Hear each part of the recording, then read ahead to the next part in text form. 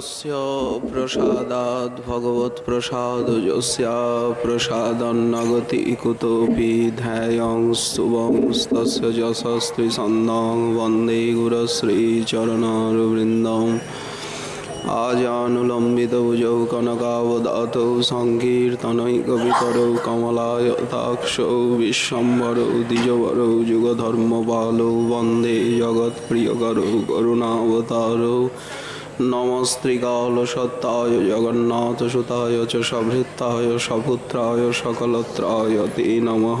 वराहपिराभिरामं मृगमदतिलकं कुण्डलाक्रान्तगण्डं कञ्जाक्षङ्कम्बुकण्ठं स्मितसुभगमुखं स्वाधरे नस्तवेणुं श्यामं शान्तं त्रिभङ्गं रविकरवसनं भूषितं वैजयन्तावन् नारायणं नमस्कृत्य नरं चैव नरोत्तमं देवीं सरस्वतीं वैशं ततो जयमुदीरयेत्। जय रूप सनातन भट्ट रघुनाथ श्रीजीव गोपाल भट्ट दास रघुनाथ।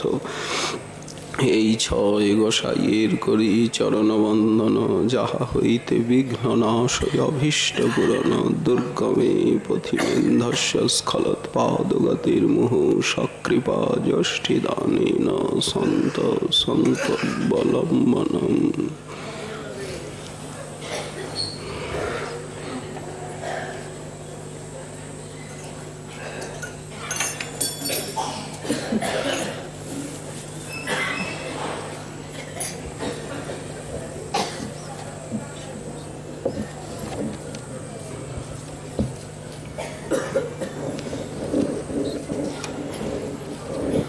श्रीनाथे जानकी नाथे चाभेद परमात्मनि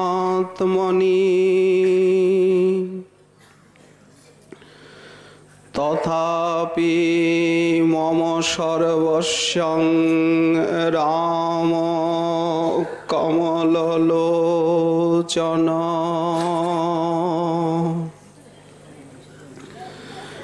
कलियुग पावनावतार प्रेम पुरुषोत्तम स्वयं भगवान परतत्व सीमा राधा भावोद्दुति सुबलित तनु कलियुगेर जीवेर एकमात्र गति। श्री श्री नदिया बिहारी गौर हरिर परम अंतरंग प्रिय पार्षदवर्च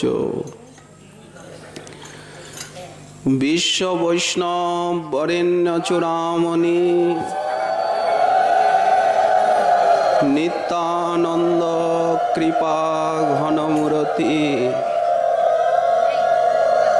प्रेम भक्तिर महाराज रूपानुग प्रवर परम पूज्यपाद प्रातस्मरणीय श्रील नरोत्तम दास ठाकुर महाशय तिनी गौरीय वैष्णवेर भजनेर रीतिनीति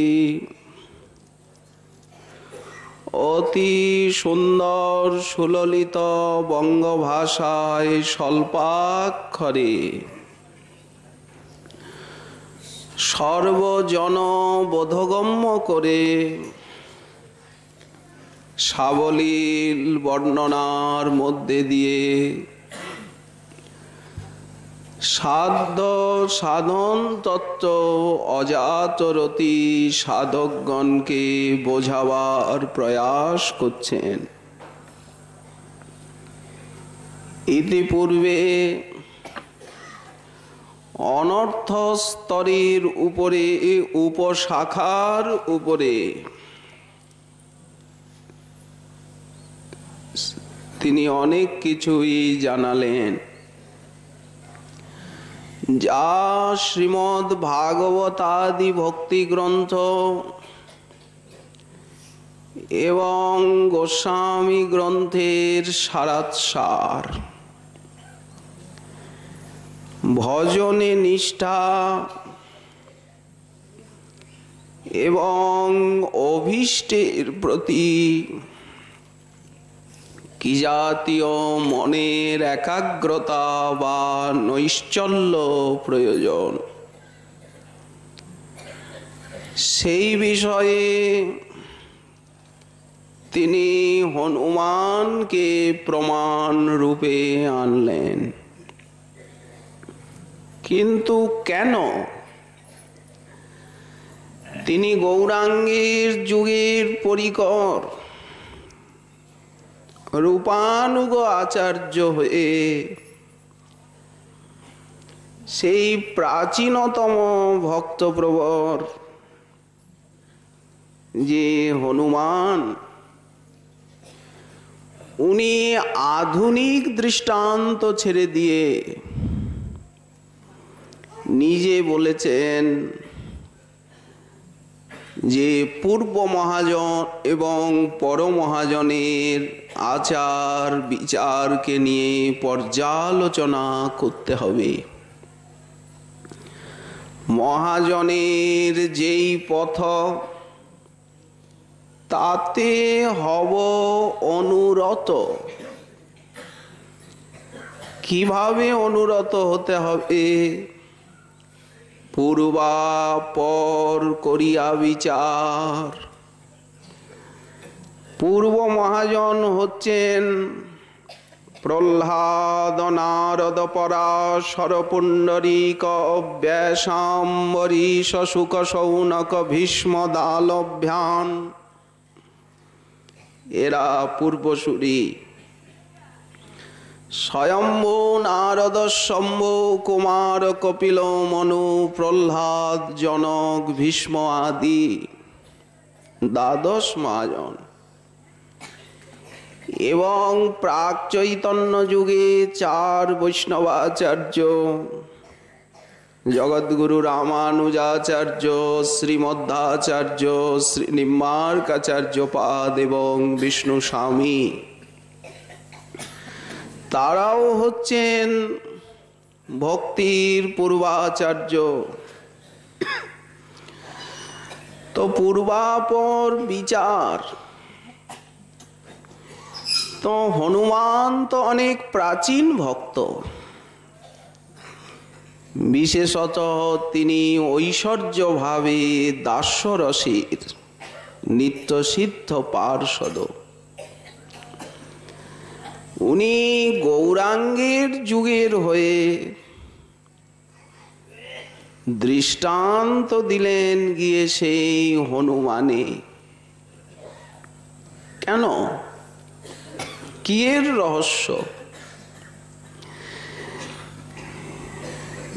এটি আমরা চৈতন্য চরিতামৃতেই দেখতে পাই। মহাপ্রভু মুরারি গোপ্তের ভাবটাকে প্রশংসা করছেন চৈতন্য ভাগবতে। তুমি কি করে রঘুনাথের প্রতি প্রীতি ত্যাগ করবে ওগো মুরারি? মুরারি কি দেখেন? রাধানাথ মুরারি গুপ্ত তাও জানেন, কিন্তু ওই যে আগের নেশা, আগের অভ্যাসটা, স্থায়ী ভাবটাকে ছাড়া যায় না। ওটা ঘুর ঘুর করে হৃদয়ে এসে যায়। তো দেখুন, সনাতন গোস্বামী পাদ যখন মহাপ্রভুকে অনুপমের আবাল্য ভক্তির কথা শোনাচ্ছিলেন, তখন বললেন, এই যে কনিষ্ঠ ভ্রাতা অনুপম, একে কত বুঝিয়েছি। শিশুকাল থেকে কৃষ্ণ কথা শোনাতাম তাকে, বলতাম আমরা 3 ভাই কৃষ্ণ ভজন করব। আমরা 2 জন কৃষ্ণ ভজন করি, কৃষ্ণ কথা বলি, আলাপ আলোচনা করি। আর তুমি কিনা সহোদর হয়েও রাম ভক্ত হয়ে গেলে। সেই নবদুর্বাদল শ্যাম রাজীব লোচন রঘুনাথের প্রতি তোমার চিত্ত আসক্ত। অখিল রসামৃত মূর্তি শ্রীকৃষ্ণ ভক্তির থেকে তুমি বঞ্চিত হলে কেন প্রিয় ভ্রাত? কত তাকে সিদ্ধান্ত শোনাতাম ভাগবতের। কৃষ্ণ স্বয়ং ভগবান, সর্বাকর্ষক সর্বাহ্লাদক মহারসায়ন, আপনার বলে করে সর্ববিস্মারণ। লক্ষ্মীকান্ত আদি অবতারের হরে মন। স্বয়ং যখন চিত্রকূটে ভগবান রামচন্দ্র ছিলেন, একদিন গাভীকুল চারণ করছিল কোন গোপ বালক। গরুগুলি চড়ছে ঘাসের মাঠে। রামচন্দ্র কিরকম যেন একটা তন্ময় অবস্থা প্রাপ্ত হলেন। সীতা দেবী প্রশ্ন করছেন, নাথ তুমি কি চিন্তা করছো? না না না, কিছু নয় মিথিলেশ নন্দিনী, কিছু নয়।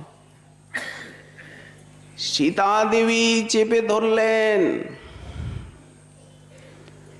রামচন্দ্র বললেন, আমার গোপাল লীলার কথা মনে পড়েছে। তাহলে রামচন্দ্রকে আকর্ষণ করে কিনা তার এই গোপাল লীলা। দাপর যুগে সেই মধুর লীলা প্রকাশিত হয়। ব্রহ্মার একদিনে এক কল্পে একবার। সীতা দেবী অনুরোধ করলেন, প্রিয়তম তোমার সেই গোপাল রূপ কেমন হয় আমাকে দেখাবে কি?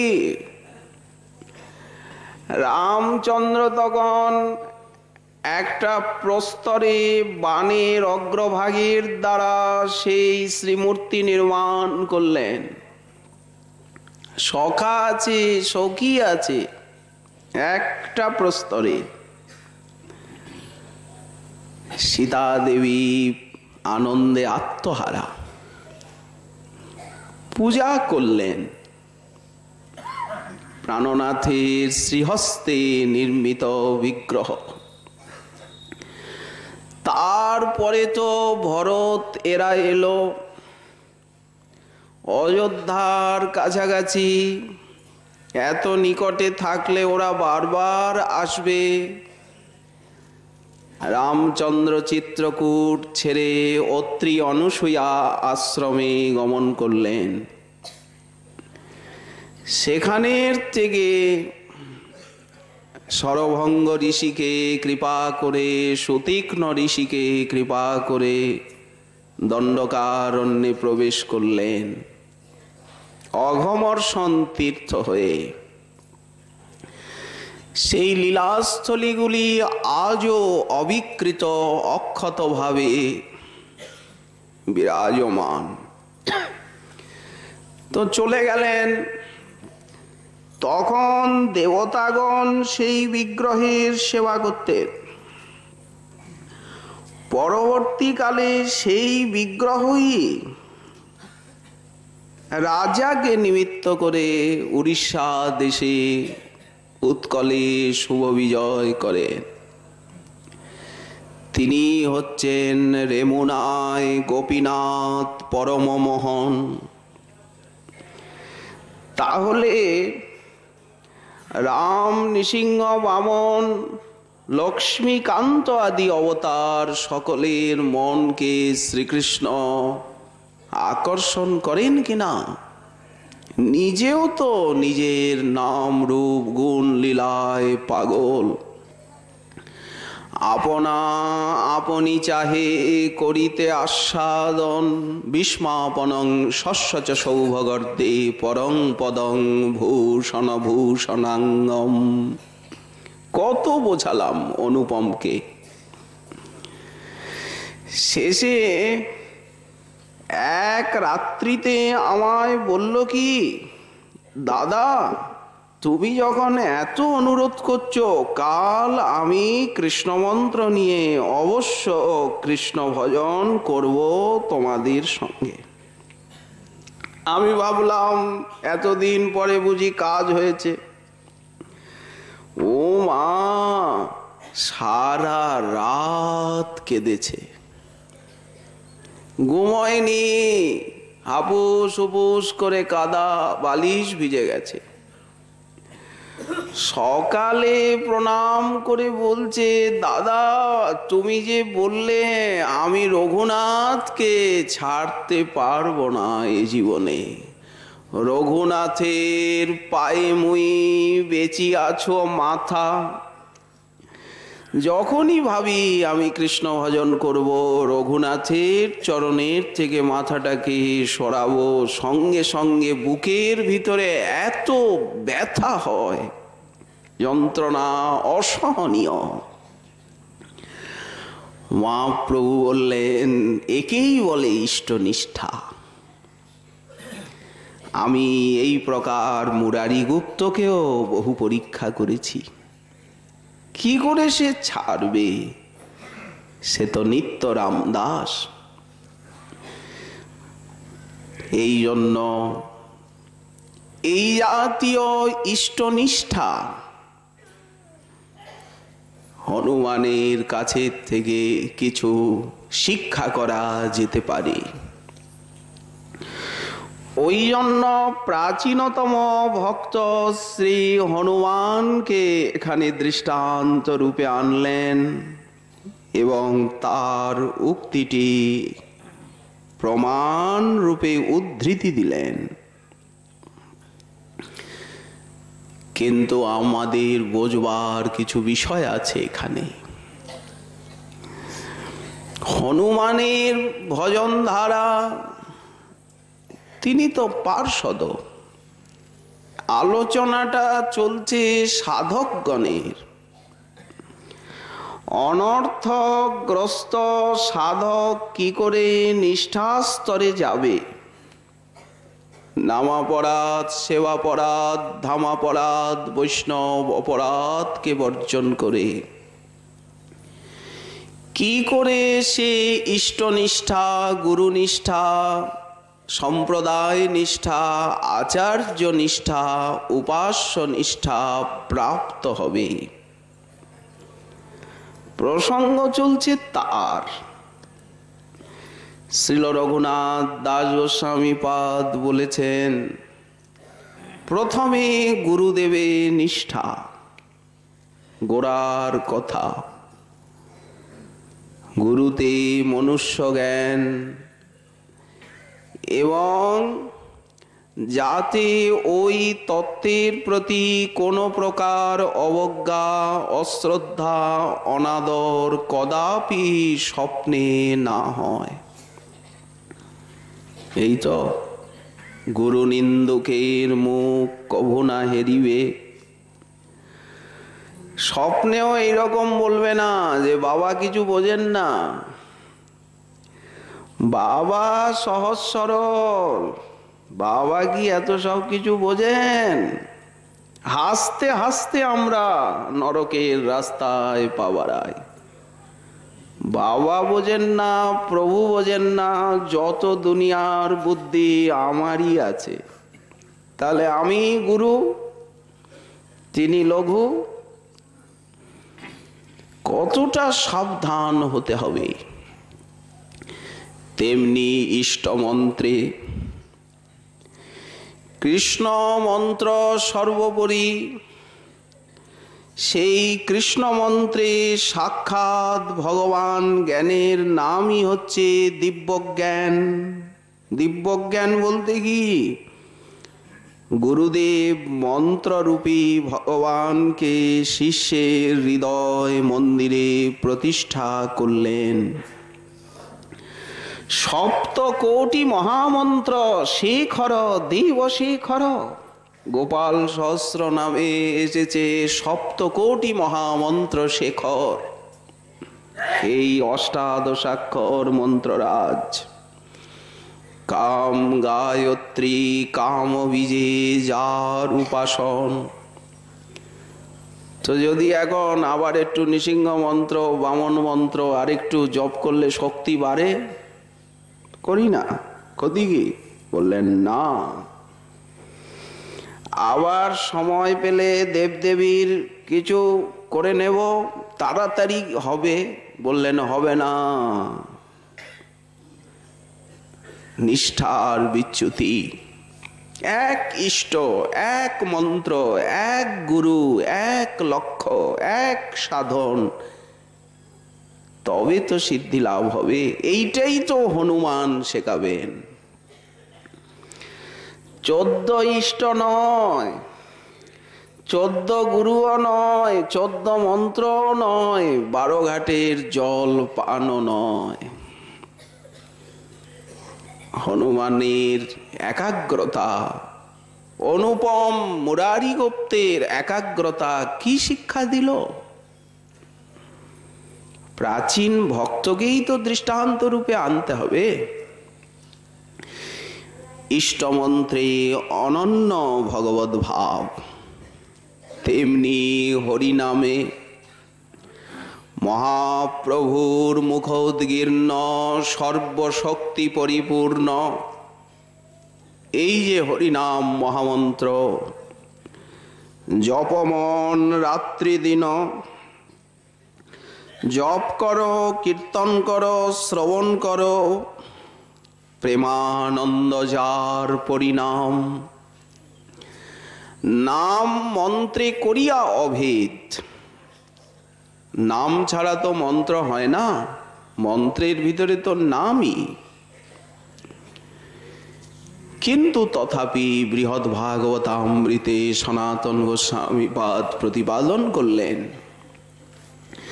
এক শ্রেণীর সাধক আছেন, তারা মন্ত্রানুষ্ঠান পুরশ্চরণাদির প্রতি, মন্ত্রসিদ্ধির প্রতি জোর দেন। সনাতন গোস্বামীপাদ গোপকুমারীর চরিত্রের দ্বারা কি দেখালেন? যে মহামন্ত্রের সাধনটি গৌড়ীয় বৈষ্ণবের শ্রেষ্ঠতম প্রেম প্রাপ্তির অমোঘ উপায়। ওই মন্ত্র পুরশ্চরণ আদির দিকে, মন্ত্র সিদ্ধি আদির দিকে গৌড়ীয় বৈষ্ণবকে তাদৃশ ধ্যান দেওয়ার কোনো প্রয়োজন নেই।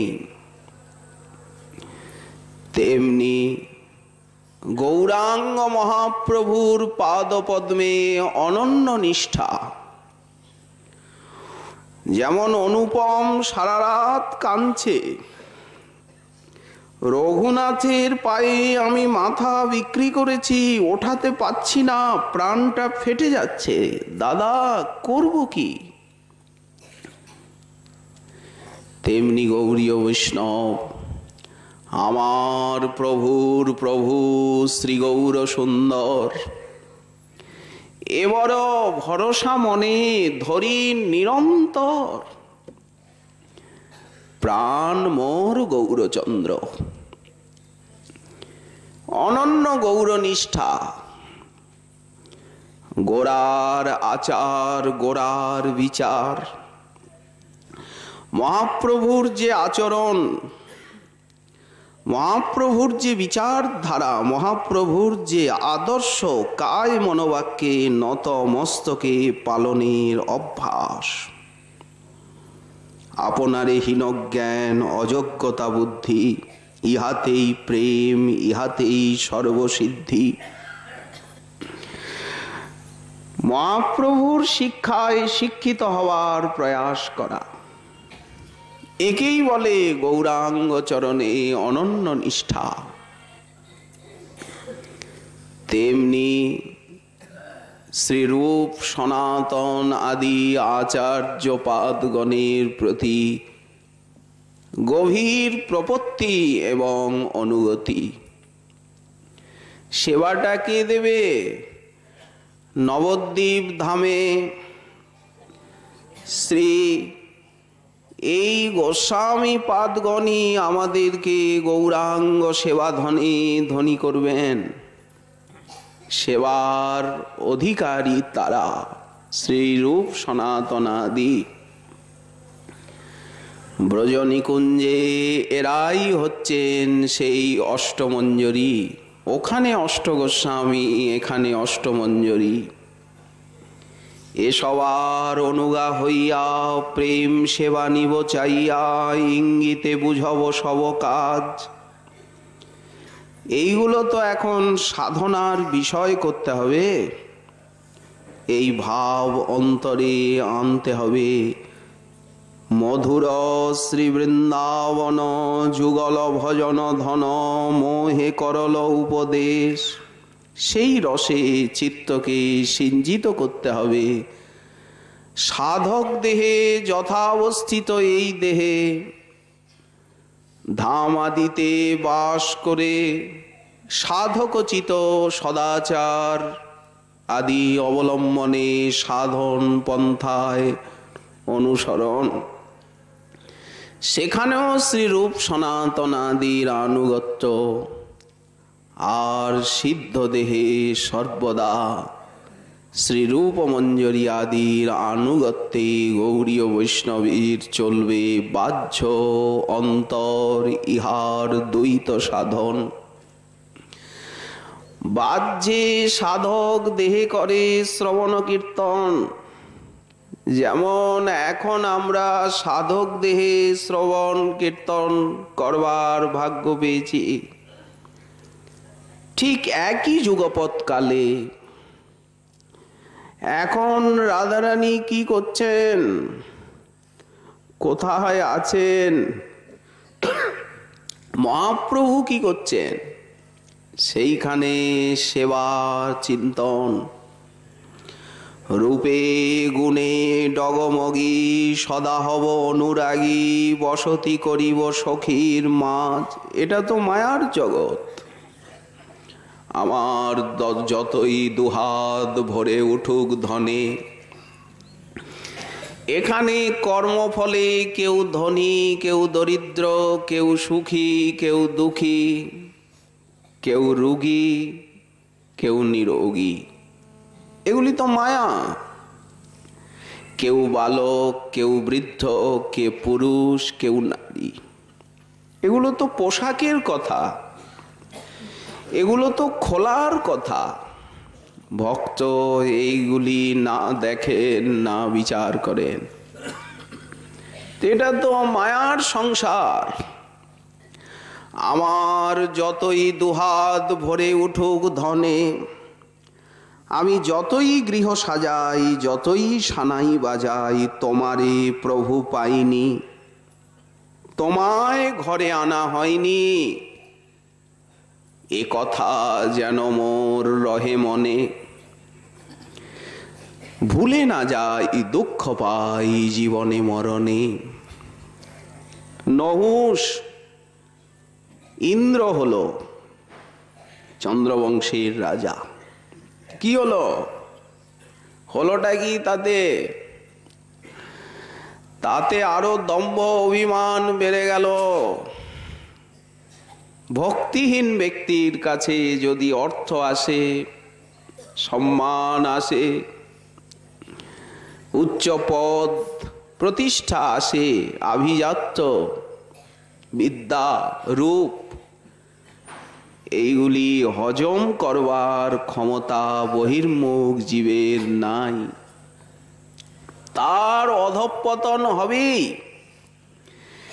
একজন ভক্তিহীন ধনী, তার জীবনটা কি প্রকার হয়, সুরা সুন্দরী তাকে কোথায় নিয়ে ঠেলে ফেলে দেয়। তার দৃষ্টান্তই তো ভাগবতী নলকুবর মণিগ্রীব যজাতি পুরুরবা আদির উপাখ্যান কেমন মোহ আনে। ভাগবত কি শেখাচ্ছেন? এই সমস্ত রাজাদের চরিত্র বলে সেই শিক্ষাটা যদি না নেওয়া যায় তাহলে তো ওগুলি নিছক গল্প আখ্যায়িকাতেই পর্যবসিত হয়, তাছাড়া কি? নহুষ হুঁশ হারিয়ে ফেলল। তবে তো ঋষিগণ তাকে সর্পজনী প্রাপ্ত করালেন। নীতিশাস্ত্র বলে যৌবনং ধন সম্পত্তি প্রভুত্তম অবিবেকিতা একৈকমপি অনর্থায় কিমু যত্র চতুষ্টয়ম। যৌবন কাল এটা যেন জোয়ারের জলের মতো, কে না স্ফীত হয়, কে না বিপরীত মার্গগামী হয় যৌবনে, কে নিজেকে স্থির রাখতে পারে? আবার টাকা পয়সা ধন সম্পত্তি এমন একটা জিনিস, যখন মাথার উপরে চড়ে যায় তখন মাথা ঘুরতে থাকে, মাথা ভার। ওই তো নলকুবর মণিগ্রীব দণ্ডবতটা করতে পর্যন্ত ভুলে গেল, বিরক্ত।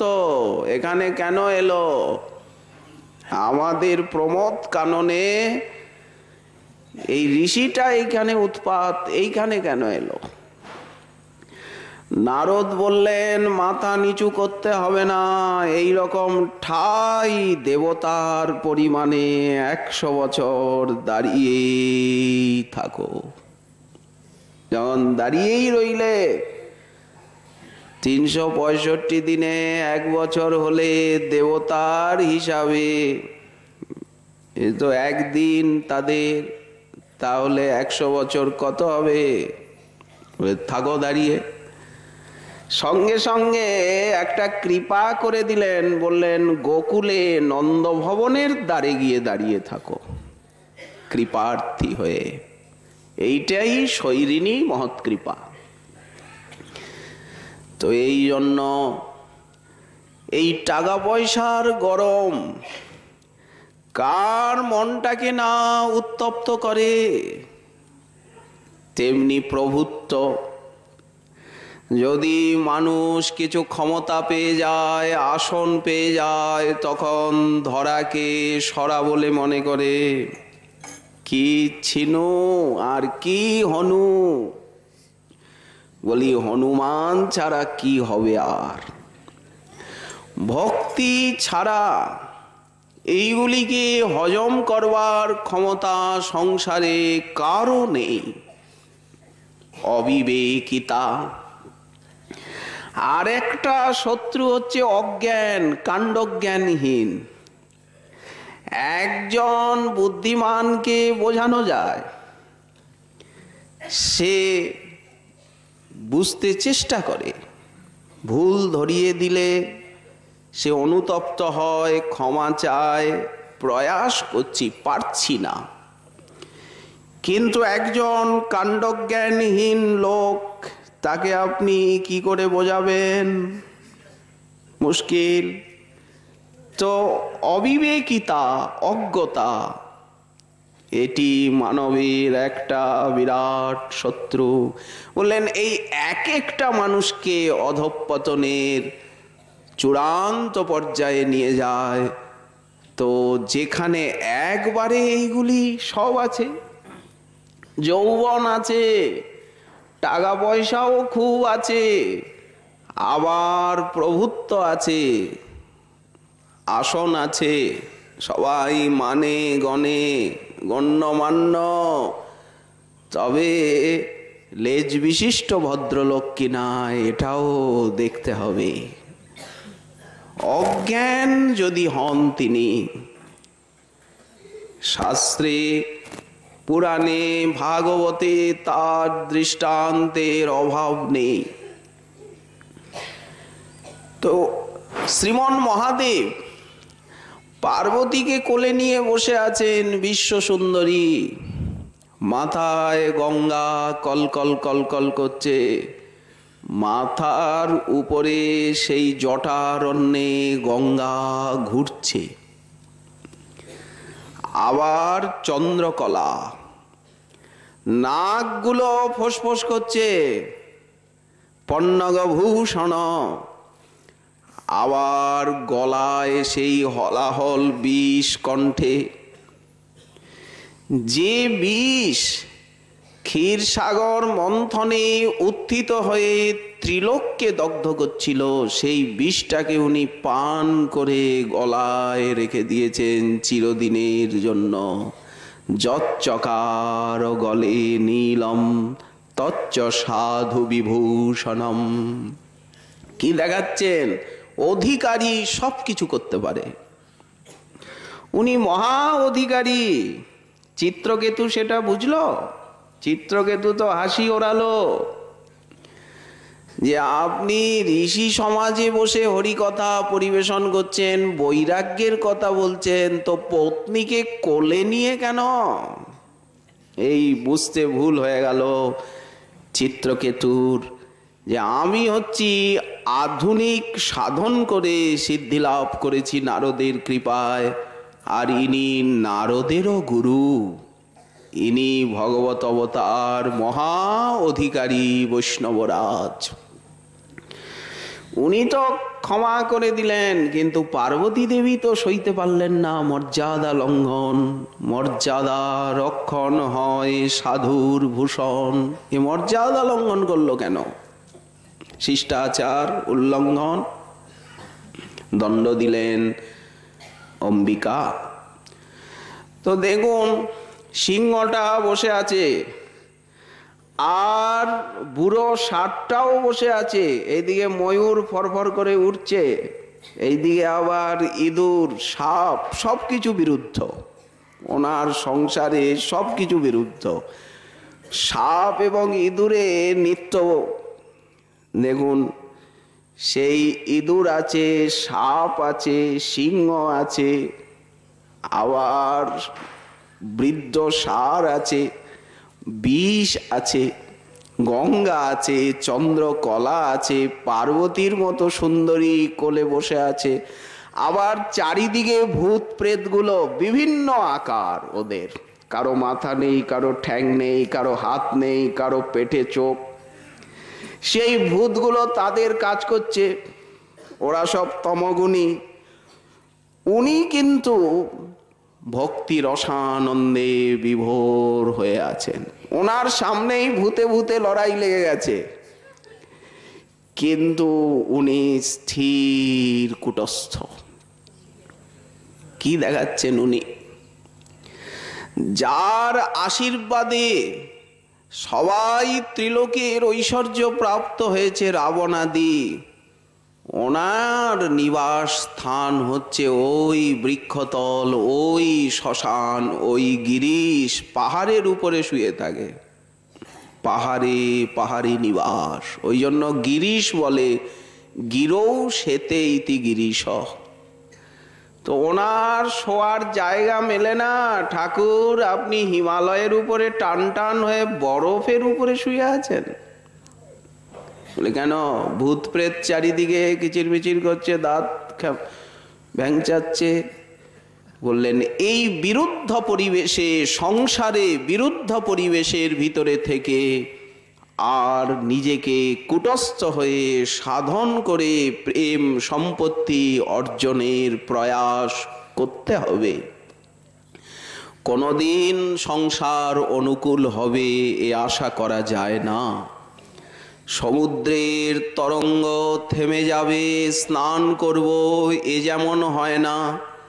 এই সংসারে স্ত্রী, পুত্র, বন্ধু বান্ধব, আত্মীয় স্বজন, তারা আমার সহায়তা করতেও পারেন, নাও পারেন, বিরোধিতাও করতে পারেন। কিন্তু সেই বিরুদ্ধ পরিবেশে বিভিন্ন বিপরীত অবস্থার মধ্যে পড়েও যিনি স্থির থাকতে পারেন, রোগে, শোকে, মানে, অপমানে, দারিদ্র্যে, সর্বাবস্থায় চিত্তকে স্থির রেখে হরিনাম, হরিকথা, হরিসেবায় যিনি তন্ময় হতে পারেন, তিনি প্রেম ভক্তি লাভের অধিকারী। এ কথা কে বললেন? এ কথা ব্রহ্মা বলেছেন ভাগবতী দশম স্কন্ধের 14 অধ্যায়ে ব্রহ্মস্তুতিতে। তত্তেনুকম্পাং সুসমীক্ষমান ভুঞ্জানৈব আত্মকৃতং বিপাকম হৃদবাগ বপুভীর বিদধন নমস্তে জীবে তজ মুক্তিপদে সদায় ভাগ। কিন্তু আমরা একটুতেই অধৈর্য হয়ে পড়ি। কি করে ভজন হবে? ওই জন্য মহাপ্রভু বললেন 24 গুরুর কথা তো ভাগবতে আছেই। মহাপ্রভু বললেন আরো 2 গুরু ওর সঙ্গে জুড়ে দিলে বেশি ভালো হবে। বলি আর 2 গুরুকে? বললেন বৃক্ষ আর তৃণ। ভাগবতে 24 গুরুর কাছের থেকে তো শিক্ষা নেওয়ারই আছে, এরা শিক্ষাগুরু। মহাপ্রভু বললেন গৌড়ীয় বৈষ্ণব যারা, তারা আর 2 জন গুরু তার সঙ্গে জুড়ে দেবেন এবং সামনে রাখবেন, এক বৃক্ষ গুরু আর এক তৃণ গুরু। বৃক্ষ যেন কাটিলেও কিছু না বলয়। কেন আমায় গালি দিল, আমায় কেন চোখ রাঙালো সেদিন, আমি দেখে নেব, বললে সুযোগ বুঝে ঝোপ বুঝে কোপ দেব। ব্রহ্মা বলছেন ভুঞ্জানৈব আত্মকৃতং বিপাকম, যা আসছে এগুলি আমার কর্মার্জিত। আমি কাউকে অপমান করেছি, তা না হলে আমাকে কেউ অপমান করতে পারে না। পর দদাতি কুবুদ্ধিরেষা, আমরা যে মনে করি অমুকে আমাকে সুখ দিল, অমুকে আমাকে দুঃখ দিল, অমুকে আমায় 10টা টাকা দিল, তাকে ধন্যবাদ দিতে হবে, তার কাছে চিরকৃতজ্ঞ থাকতে হবে, এইগুলিও ভ্রান্তি। ব্যবহারে তো এগুলি স্বল্প বিস্তর কৃতজ্ঞতা প্রকট করতেই হয়, কিন্তু অন্তরে জানতে হবে যে এইগুলি সুখ দুঃখ যত কেবলই তোমার দয়া, এগুলি আমার কর্মফলে আসছে সব। অতএব যেন সইতে পারি, যেন অবিচল ভাবে তোমার নাম রূপ গুণ লীলার অনুশীলনে মনটি স্থির হয়। এই মনের স্থৈর্যের নামই তো নিষ্ঠাস্তর। হনুমান তাহাতে প্রমাণ। তো আচার্যের প্রতি নিষ্ঠা, ধামের প্রতি নিষ্ঠা, এই যে ব্রজধাম, ব্রজ নদিয়া, নীলাচল, সর্বোপরি এই বৃন্দাবন ধামে নিবাস করে যে ভজনের আনন্দানুভূতি, তার কোনো তুলনা নেই। আবার এই ব্রজমণ্ডলী বিভিন্ন লীলাস্থলীর ভিতরে এই গিরিরাজ গোবর্ধন তট সর্বোপরি, তেমনি রাধা কুণ্ড শ্যাম কুণ্ডের প্রতি নিষ্ঠা, সাক্ষাৎ রাধারানীর জলময় স্বরূপ অনুভূতি। ভক্তের প্রতি নিষ্ঠা, বিষ্ণুবদ বৈষ্ণবা পূজ্যা। কে বৈষ্ণব? যে একবার কৃষ্ণ নাম করে শ্রদ্ধাপূর্বক, সেই বৈষ্ণব। তাকেই মনে মনে সম্মান করতে হবে। হিংসা দেশ নিন্দা করলে অপরাধ হবে। আমার কি অধিকার? কে কি করছেন, কোথায় কি হচ্ছে, কে কি ভাবছে, এইগুলি বিচারের আমার অধিকার কোথার থেকে এলো? কে দিল অধিকার? এটা তো গায়ে মানে না আপনি মোড়ল হয়ে যাওয়া। জগন্নাথ বিচার করবেন। জগন্নাথ তো ব্যবস্থা করে রেখেছেন। নিজেকে গুটিয়ে নেওয়া, মনে বনে কোণে যতটা নীরব সহিষ্ণু সমদর্শী হয়ে থাকা যায়, ততই তো সিদ্ধির দিকে এগিয়ে যাওয়া যাবে। তাই অবিচারে বৈষ্ণবের প্রতি, ভক্তের প্রতি শ্রদ্ধা। বিচার করতে যাওয়ার প্রয়োজন কি? যারা দীক্ষা নিয়ে কৃষ্ণ ভজন করছেন, বললেন তাদের দেখলে দণ্ডবত প্রণাম করতে হবে, তা না হলে অপরাধ হবে। 6 প্রকার বৈষ্ণব অপরাধের কথা যে বলা হলো, তার মধ্যে একটি হচ্ছে দর্শনে ন অভিনন্দতি, অভিনন্দন করলেন না বৈষ্ণব দেখে। বৈষ্ণব দেখিয়া পরিব চরণে, হৃদয়ের বন্ধু জানি। পরমাত্মীয় কিনা উনি, আমিও কৃষ্ণ ভজন করছি, উনিও কৃষ্ণ ভজন করছেন, কৃষ্ণ নাম করছেন, উনি আমার পরম আত্মীয়, পরম আপনজন কিনা। কাদেরকে আমরা আত্মীয় বলি? রক্তের সম্বন্ধ যাদের সঙ্গে আছে, বারে বাহ, তারা আপনার আত্মীয় হয়ে গেল। আর ভগবানকে নিয়ে যে পারমার্থিক সম্বন্ধ, তারা পর হয়ে গেল। এ কেমন বিচারধারা! উদার চরিতানান্তু বসুধৈব কুটুম্বকম। তার মানে কি, কৃষ্ণকে এখনো মানছি না, কৃষ্ণ সম্বন্ধ মানছি না, রক্তের সম্বন্ধ নিয়ে এখনো চলতে চাই। এটা তো অজ্ঞানতা। আচ্ছা, কৃষ্ণ ভজনে বিজ্ঞ যেই মতিমান, যিনি ভজনানন্দী, শাস্ত্রজ্ঞ, অনুভবী, চরিত্রবান, বললেন তার সেবা করতে হবে। তার সেবার দ্বারা শক্তির সঞ্চার হবে। এই প্রণাম, সম্মান, প্রণাম, সেবা, 3 জনের কথা বললেন। কার মুখে হরিকথা শ্রবণ করতে হবে? কার সঙ্গ করতে হবে? সঙ্গ বলতে তো হরিকথা শ্রবণ প্রসঙ্গ, মহৎসঙ্গ প্রসঙ্গ। বললেন অনিন্দুক অদোষদর্শী যিনি। হরিকথা শ্রবণ করতে যার মুখে হবে, তিনি যদি অভিমানী হন, তিনি যদি অন্যকে আঘাত দিতে, সমালোচনা করতে ভালোবাসেন, ওনার ভিতরে যদি গুরুভাব থাকে, উনি যদি সম্প্রদায়ের সিদ্ধান্ত, আচার্য আনুগত্য পূর্ণরূপে তিনি কায় মনোবাক্যে অঙ্গীকার না করেন, মনোকল্পিত কথা বলেন, পূর্বাপর সঙ্গতিহীন কথা বলেন, তাহলে তিনি কি হরিকথা বলবার উপযুক্ত পাত্র কি? রূপ গোস্বামী পাদ বললেন না। নিন্দাদি শূন্য হৃদম, এই জন্য একটা আদিপদ দিলেন, নিন্দাদি শূন্য হৃদম ঈপ্সিত সঙ্গলব্ধা।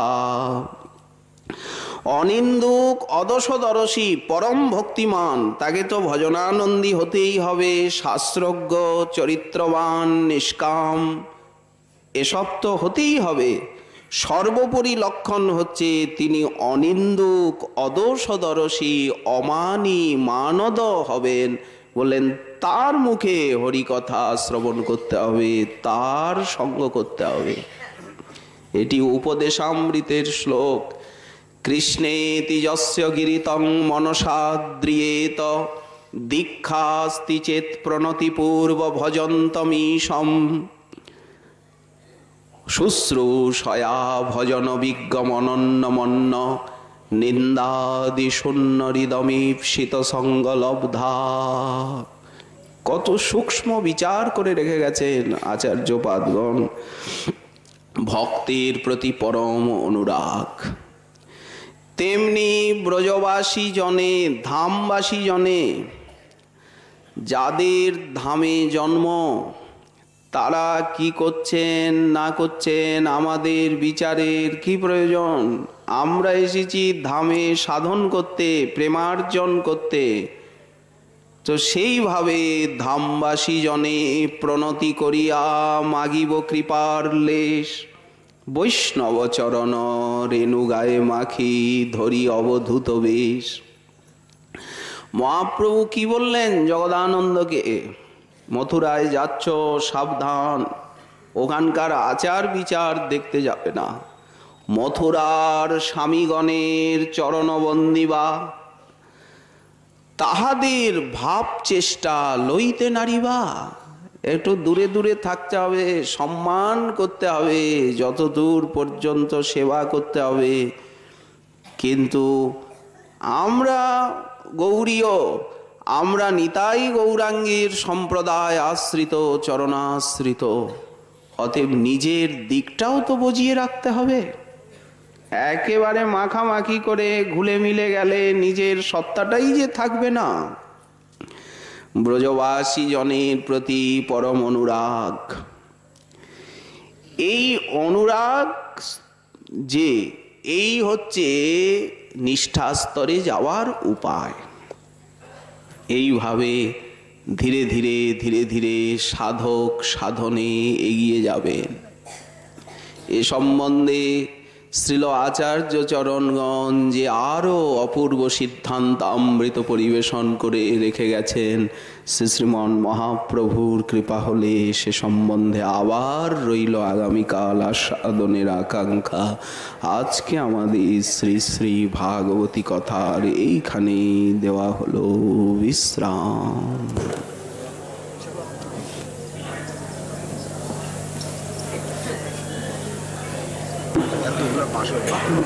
আমারও কাজ আছে, রান্না করতে।